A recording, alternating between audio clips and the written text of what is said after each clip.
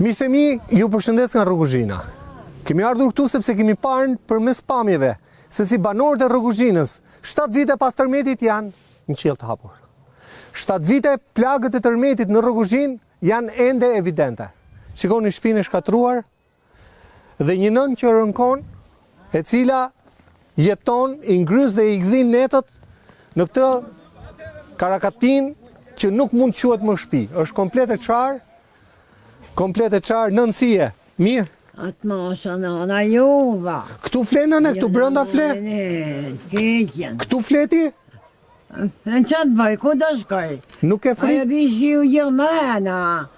Mena o qaja. Ana bi, nuk ka që punije. Ajo, oj shimë. Djali nane. Të kjo shtëpia, këtu? Ona kam vujte. Që kam qenë 6-7 vjeqa. E kuptoj nëna.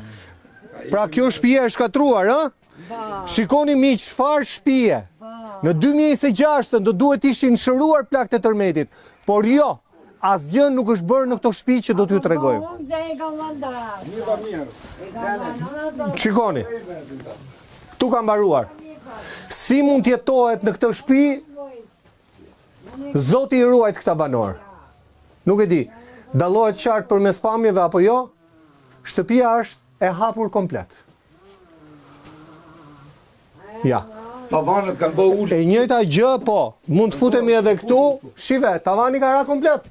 Në çdo moment mund të zërë brenda, në çdo moment. Kanë ra shtyllët gjithë. Ja, çar komplet muri. Këtu fle nëna. Nëna 80 e kusur vjeçe, këtu fle. 89. 89 vjeçe. Fiks. Me një mahall smundje, edhe fle këtu. Fle sot me nesër. Faleminderit non. Tani nuk është 1-2 shtëpi. Vetëm në Rruguzhinë thuhet se janë 48 shtëpi, të cilat kërkojnë ndërtim nga e para, totalisht nga e para. Por banorët, sikur na kanë thënë edhe më herët, po do na e thonë në emision, thonë se janë lënë jashtë liste. Ju jashtë liste se nuk e kanë emrin në listë. Në listë e kanë ata, po lek nuk po shohin.